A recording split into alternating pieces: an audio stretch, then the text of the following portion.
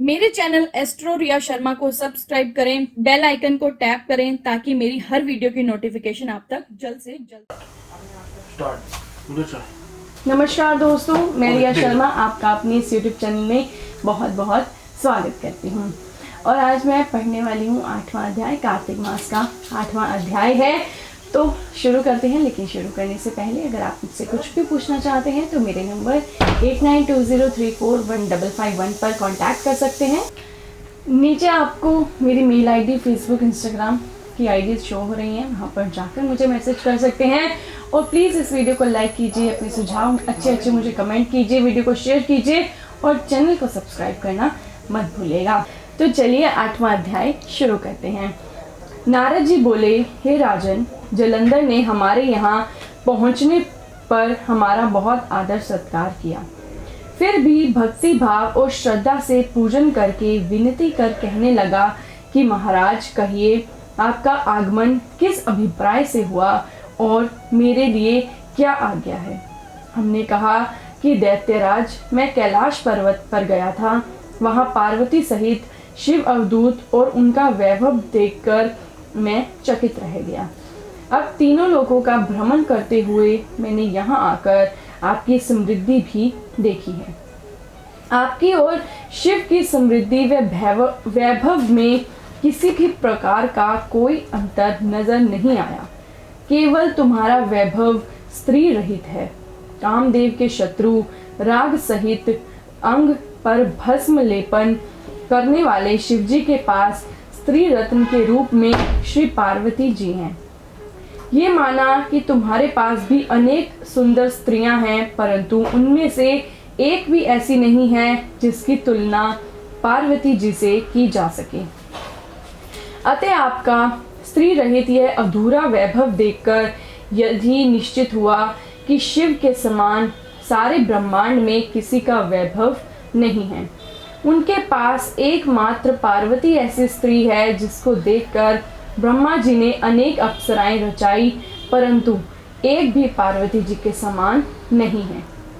नारद जी बोले, हे राजा पृथु, मैं तो केवल इतनी बात कह रहा कर वहां से चला आया, परंतु पार्वती जी की अपूर्व सुंदरता की बात सुनकर जलंधर कामदेव के ज्वर से पीड़ित हो गया और उसी समय राहु को बुलाकर कहा, तुम अभी कैलाश पर्वत पर जाकर शिव को हमारी आज्ञा सुनाओ और कहो कि त्रिलोकी के राजा अति पराक्रमी जलंधर ने आज्ञा दी है कि 3 लोक के नाथ और सब रत्नों के स्वामी के अतिरिक्त शमशानवासी व नरमुंडों के माला धारण करने वाले जटाजूट धारी अवधूत के पास पार्वती जैसी परम सुंदर स्त्री शोभा नहीं देती।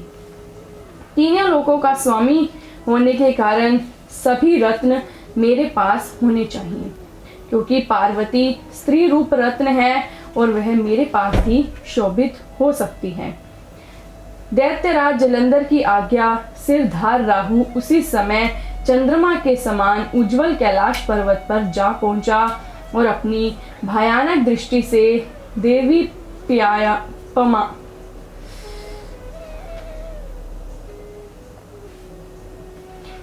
प्यमान कैलाश पर्वत को काला कर दिया।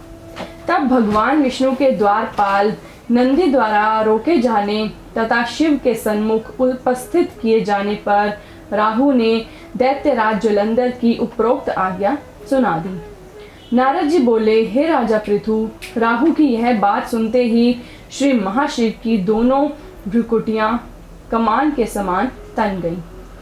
तब उनकी बोह में से एक अति भयंकर पुरुष उत्पन्न हुआ जो सिंह के समान मुंह वाला था। उसके लाल लाल अग्नि के समान विकराल नेत्र थे और उसके सारे शरीर पर बड़े बड़े बाल खड़े हुए थे। उत्पन्न होते ही वह विकराल भयंकर मुख फैलाकर राहु को खा जाने के लिए आगे बढ़ा तो राहु भयभीत होकर कहने लगा, हे देवों के देव महादेव, एक तो मैं ब्राह्मण हूँ, दूसरे दूत के रूप में आया हूँ, अतः आप कृपा करके मुझे मत मारिए। राहु की यह बात सुनकर भगवान शंकर ने उसको आकाश में फेंक दिया। तब वह भयंकर पुरुष राहु को छोड़कर शिवजी के पास आया और अनन्य विनय करके बोला, मैं भूखा हूँ, कृपा करके मुझे कुछ खाने दीजिए। तब शिवजी ने कहा कि तुम अपने हाथ पैरों को खाओ। शिवजी की आज्ञा पाते ही वह अपने हाथ पैरों सहित सारे धड़ को खा गया। वह केवल मुख ही शेष बचा। तब भगवान शंकर ने प्रसन्न होकर कहा, तुमने मेरी आज्ञा का पालन किया है, इसलिए तुम्हारा नाम कीर्ति मुख प्रसिद्ध होगा और आज से मैं तुम्हें अपना द्वारपाल नियुक्त करता हूँ। पहले पूजा तुम्हारी होगी, बाद में हमारी। तुम्हारी पूजा के बिना हमारी पूजा निष्फल ही रहेगी। उधर राहु आकाश से बर्बर देश में जाकर गिरा। राहु की ऐसी दशा सुनकर जलंधर अत्यंत क्रोधित हुआ और दैत्यों की 1 करोड़ सेना लेकर अपने पुर से ज्यों ही बाहर निकला, सामने से एक आंख वाले शुक्राचार्य और अंग भंग राहु को आते देखा। इसके अतिरिक्त और भी अनेकानेक अपशकुन हुए, परंतु यह देखकर वह रुका नहीं। तब वह अपार दैत्य सेना सारे आकाश में दल बादल की भांति छा गई। जब देवताओं ने दैत्यराज जलंधर को अपार सेना सहित कैलाश पर चढ़ाई करते देखा तो चुपचाप उसकी सूचना शिवजी को दी। खबर पाते ही शिवजी महाराज ने जो ही विष्णु भगवान का स्मरण किया, वे तत्काल स्मरण करते ही उपस्थित हो गए।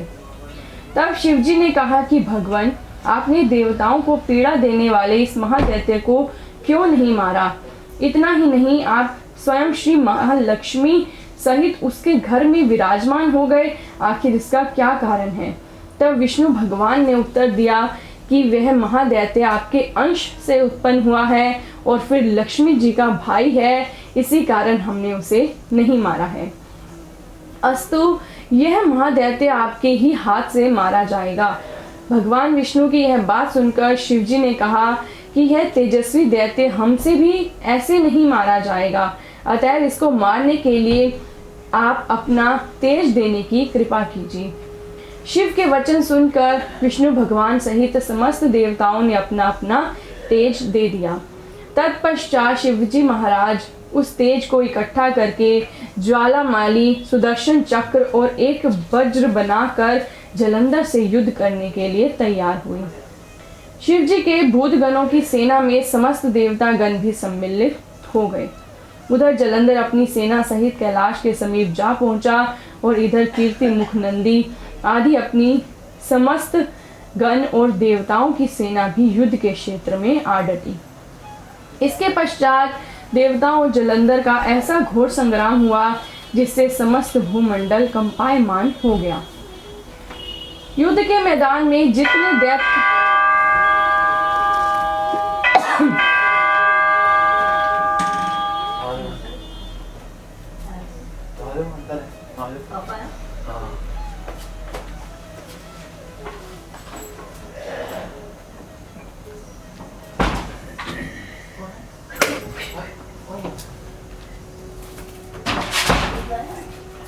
युद्ध के मैदान में जितने दैत्य मरते, दैत्य गुरु शुक्राचार्य उन्हें अपनी संजीवनी विद्या से जीवित कर देते थे।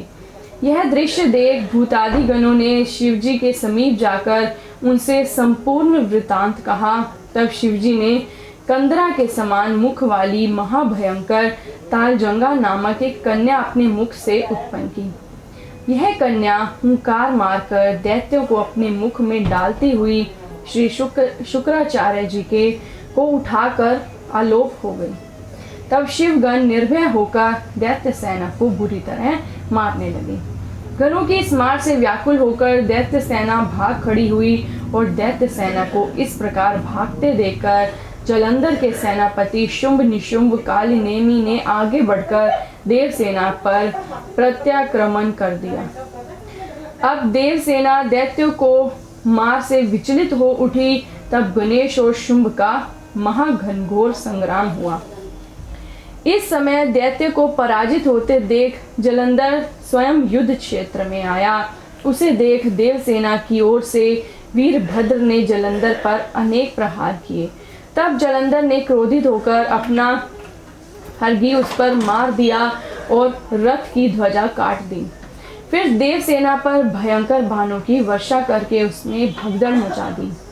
अपनी सेना की यह दशा देखकर शिवजी वृषभ यानी कि बैल पर सवार होकर युद्ध क्षेत्र में आए और उन्होंने तीव्र बाणों की वर्षा प्रारंभ कर दी। शिवजी के प्रहारों से दैत्य सेना इस प्रकार भागने लगी जैसे कार्तिक मास के व्रत से पाप समूह भाग जाते हैं। उसी प्रकार शिवजी ने अपने बाणों से खड़गरोमा का सिर काटकर पृथ्वी पर गिरा दिया। इसके पश्चात जो ही जलंधर आगे बढ़ा, शिवजी ने उसके रथ के घोड़ों तथा सारथी को मार गिराया। तब जलंधर खड़ग हाथ में लेकर पैदल ही शिवजी की ओर दौड़ा। शिवजी ने तत्क्षण आगे बढ़कर एक मुक्का उसकी छाती में मारा जिससे दैत्य विह्वल हो गया। इस प्रकार जब जलंधर ने देखा कि शिव अजय है तो उसने गंधर्व माया रची। गंधर्व तथा अप्सराएं युद्ध क्षेत्र में नृत्य और गायन करने लगी। शिवजी भी इस माया में फंसकर नाचने और गाने लगे। शिवजी की इस माया में फंसा देखकर जलंधर महादेव का रूप धारण करके पार्वती जी के पास गया और उनका सुंदर रूप देखकर कामाधन हो गया। पार्वती जी शिवजी को आया देखकर खड़ी हो गई, परंतु तुरंत ही इस राक्षसी माया को समझकर वहां से अंतर्ध्यान हो गई। तब निराश जलंधर पुनः युद्ध क्षेत्र में आ गया। उधर जलंधर के चले जाने पर पार्वती ने जो ही भगवान विष्णु का स्मरण किया, वे तत्काल उपस्थित हो गए और उन्होंने जलंधर के शीघ्र मारे जाने का आश्वासन दिया। फिर विचारने लगे कि जलंधर ने स्वयं ही अपनी मृत्यु का रास्ता बता दिया है। यह दुष्ट वृंदा के पतिव्रत धर्म के कारण ही नहीं मर रहा है, अतएव देवताओं तथा अपने भक्तों की रक्षा करने के लिए हमको ही वृंदा को धर्म से डिगाने का घोर कर्म करना पड़ेगा, क्योंकि ऐसा किए बिना यह दुष्ट नहीं मरेगा। इतनी ही देर में शिवजी भी राक्षसी माया से मुक्त हो गए और जलंधर को आया देख उस पर बाणों की वर्षा करने लगे। तो ये था 8वां अध्याय। करते हैं 9वां अध्याय। उधर वृंदा ने स्वप्न में देखा कि उसका पति समस्त अंगों के तेल मलकर नंगे शरीर भैंस पर सवार होकर प्रेतों के साथ दक्षिण दिशा की ओर जा रहा है। यह स्वप्न देख वृंदा अत्यंत चिंतित हुई। महल, अटारी, गौशाला तथा वाटिका आदि कहीं पर भी उसे विश्राम नहीं मिला। तब वह एक वन से दूसरे वन में जा पहुंची। वहां उसने सिंह जैसे मुख वाले 2 राक्षस देखे। उन्हें देखकर वह सहसा भयभीत हो गई और एकदम वहां से भाग खड़ी हुई। आगे आकर एक तपस्वी और उसके शिष्य को देखा, उनसे अपनी रक्षा की प्रार्थना की। विनय सुनकर मुनि ने अपनी एक हुंकार से उन राक्षसों को भगा दिया। तत्पश्चात वृंदा ने विनय पूर्वक मुनि से कहा कि हे मुनि, मेरे पति जलंधर तथा महादेव जी का घोर युद्ध हो रहा है। उसमें विजय किसकी होगी बताने की कृपा करें, क्योंकि आप सर्वज्ञ हैं। वृंदा की वचन सुनकर मुनि ने आकाश की ओर देखा और उसी समय 2 बंदरों ने आकर मुनि को प्रणाम किया और फिर मुनि का संकेत पाकर ये दोनों बंदर वहां से चले गए। पुनः थोड़ी देर बाद वे दोनों बंदर आकाश की ओर से आए और उन्होंने जलंधर दैत्य का सिर तथा धड़ लाकर पटक दिया। वृंदा अपने पति के मृत शरीर को देखकर अत्यंत दुखी हुई और विलाप करती हुई पृथ्वी पर मूर्छित होकर गिर पड़ी। मुनि ने अपने कमंडल से वृंदा पर जल छिड़का तो उसमें कुछ चेतना आई।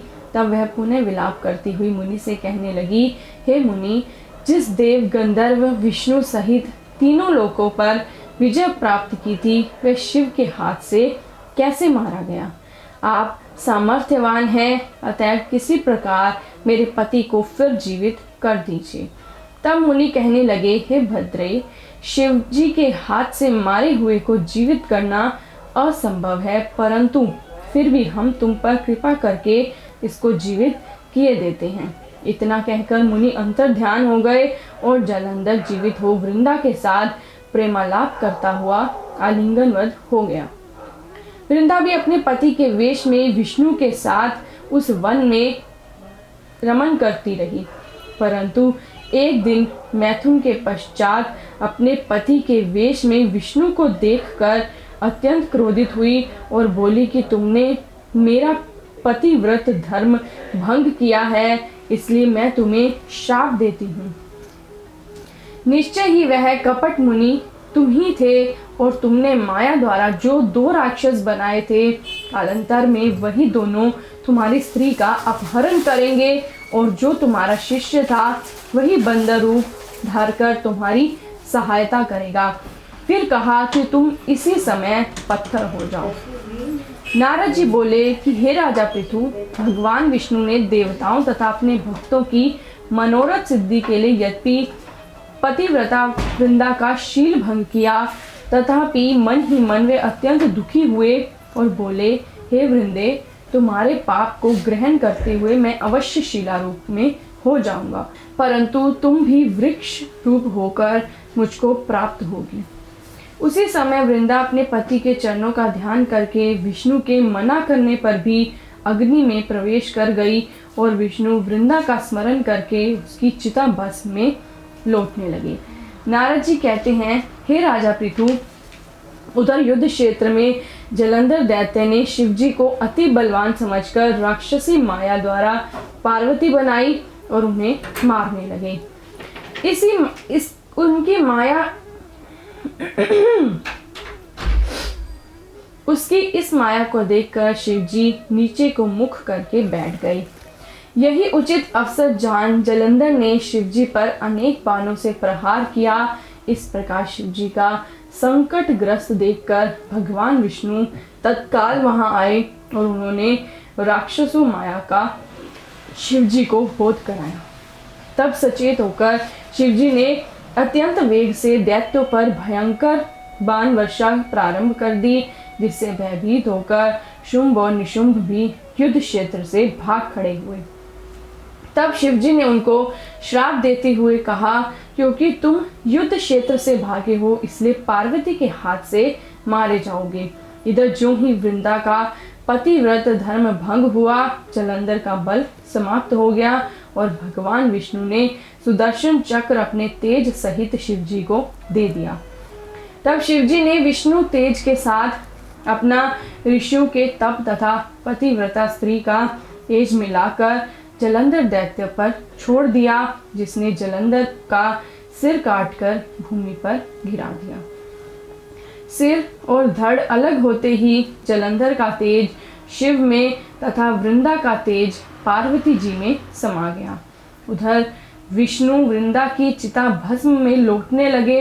तब देवताओं ने शिव जी की स्तुति कर उनसे कहा, हे महादेव, जलंधर को मारकर आपने हम लोगों पर महान उपकार किया है, परंतु एक अनर्थ हो रहा है। वृंदा के पतिव्रत धर्म से मोहित होकर भगवान विष्णु निरंतर उसकी चिता भस्म में लौट रहे हैं, अतएव कृपा करके इसके लिए भी कुछ यत्न कीजिए।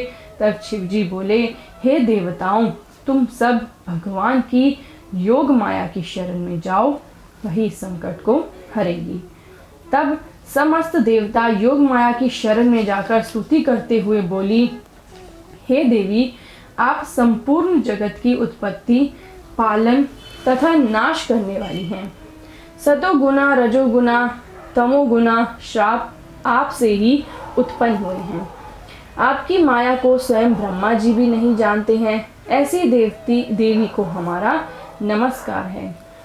जिसके भक्तगण अनादर तथा मोह का प्राप्त नहीं होते, ऐसी मूल प्रकृति को हमारा नमस्कार है।